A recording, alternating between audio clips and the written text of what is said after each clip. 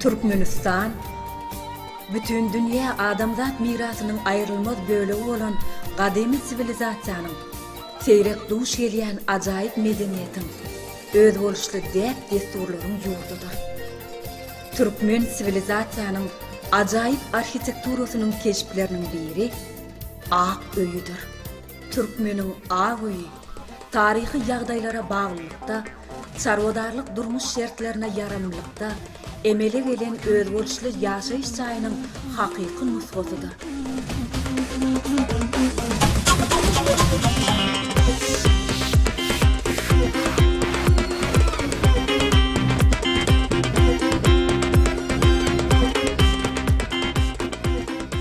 Türkmen öyünün beyle bir ulu olmadık ağrami, çaltlık ve antaslık bilen söküp dikmek mümkünçülüğü, gülmez görünüşü ve on çoklu ulu olmadık beyikliği, yerlere, tebii harakatlara karşı durnukluluğu ve başka da artıkmaşlıkları köp hatırların devamına kemilleşip gelipdir.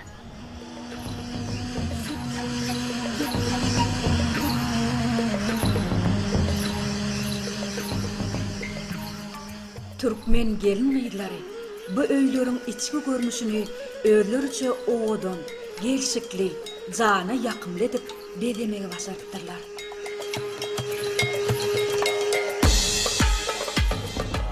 Türkmen Zenanlary öy ocağını en kadimi ve ören yönököy usullarda, yani palçık bilen koyun yününün garnısından yasattırlar. Koyun yününden tayarlanan açık renkli ve yeli yün hamlar, güllü keçeler, Türkmenler için yün dokmanın yekatek görünüşü bolmak bilen, çarvadarların durmuşunu on yerini tutacak başka hiç tat bolmaz.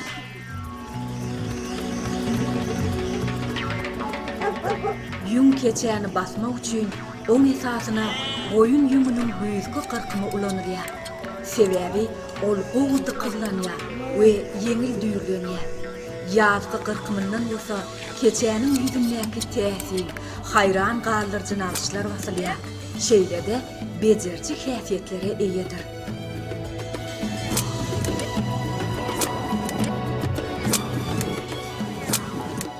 O saat denarların yerine yetiriyen amalı kaşam sunğutunu östürmek ve bu uğurdaki tecrübeni hassa baylaştırmak, dikeltmek barada Türkmenistan'ın Zenanlar Birleşiginin merkezi genişinin iyidigiderli geçirilen bekleşikleri gımmatlı dep desturlarmady.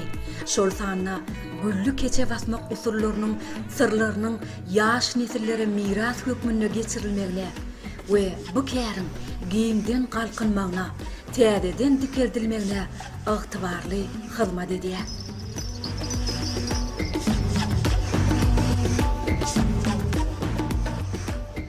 Milli dep desturlary dowam etdirjilermek, yurdun ıssy howa şertlerini başka hiç bir zat bilen yerini çalyşyp bolmajak azyk önüminiň, süzmäniň we gurdun taýarlanyşy baradaky gadimiýetden gelýän iňçe sırlary şu güllere ýetiripdirler. Türkmen zenarlarynyň keçä watan naqşlary esasanam tebigatın ösümlük dünýäsiniň şekillerinden alınan oğudun parçalar, tarihin durly döwürleriniň öz bolşlugyny kıwapda suratlanyrýar. Yüňi renklemek üçin Türkmen Zenanlary aýratyn berk durnuklugy bilen tapawutlanýan yerli tebii serişdeleri ulanypdyrlar. Açyk, oğudun, Türkmen güllü keçeleri Türkmenistan'ın tebigatynyň gaýtalanmajak oğudun gülzarlygyny özüne jemleýär.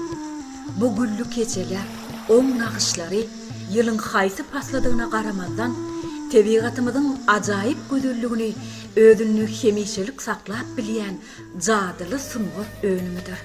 Türkmenistanyň hormatly prezidenti Gurbanguly Berdimuhammedowyň belleşýäri ediz watanymyzda giň gerimli işleri amala aşyrmakda, ösüp gelýän nesillerimizi milli däplerimize we adatlarymyza laýyk terbiýelemekde, maşgala mukaddesliklerimizi hemde jemgyýetimizin jebitligini berkitmekde zenanlarymyzyň ägirt uly hyzmatlary bar. Watan söýjülük, maşgala ojagyny we padarlyk, pehim paýhas, salihatlılık, çeper el hüneri, bizim enelerimizin hemde gelin gıylarımızın adını ve mertebesini müň ýyllyklaryň dowamyna ýokary derejelere götürüp gelýän milli häsiýetlerdir. Taryhy kinokadrlarda ebedilikden käbir pursatlar örkezilýär. Olar keçe batmak önümçiliginiň türkmenlerde köp asyrlaryň dowamyna alınıp barylanyny aýdym örkezýär. Şeýle de amal haşam sunwatynyň köp orlugynyň taryhyny, ýüňden taýarlanan önümleriň peýdalygy we ähmiýeti barasynda giňden beýan edilýär.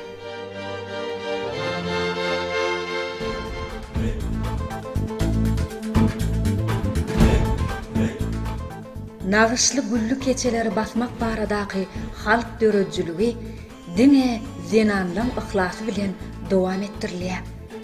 Türkmen Zenanlary bu gadymy milli sunwatymyza buýsanyp, oň inçe sırlaryny nesilden nesile geçirip gelýärler.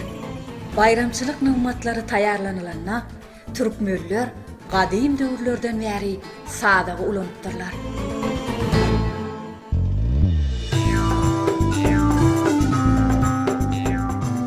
Sadagyň gyzgyn ködüne bişirilen çörek bayramçylygy aňladýar.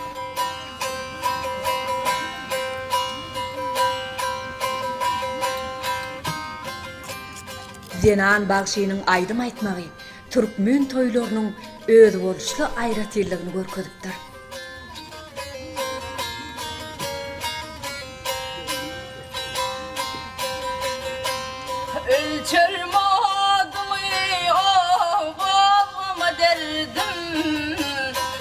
Başımdan ağan çağdır bıçaklar, şunca cefa çektim, bulmadı payım. Buna arşım eşitmedi Hudayım. Gökte kırışenim, yıldızım ayım. Halka uğrap yaşan çağdır bıçaklar.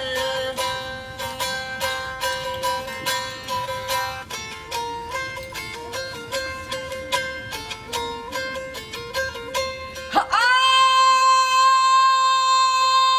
ben dönsem de yar döney, köngülümü dönen yok. Yar adımdır bana zarif yok. Menin bu halıma bile yanan yok. O finama düşen çadır bıçaklar.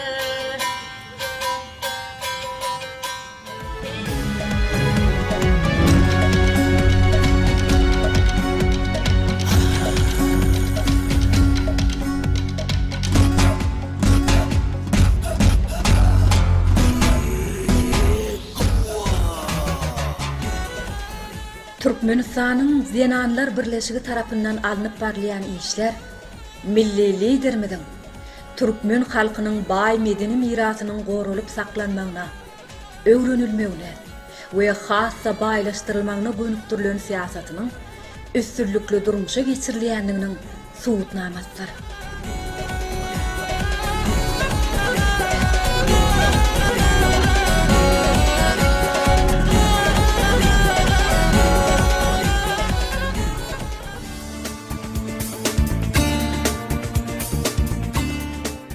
Gadimi, ata-babalarymyzdan miras galan maddi we ruhy gymmatlyklary gorap saklamagyň, ýurdumyzda halkara giňişligine wagt etmegiň, hemem baý mirasymyzy geljek nesillere ýetirmek döwlet siýasatymyzyň möhüm ugry bolup durýar.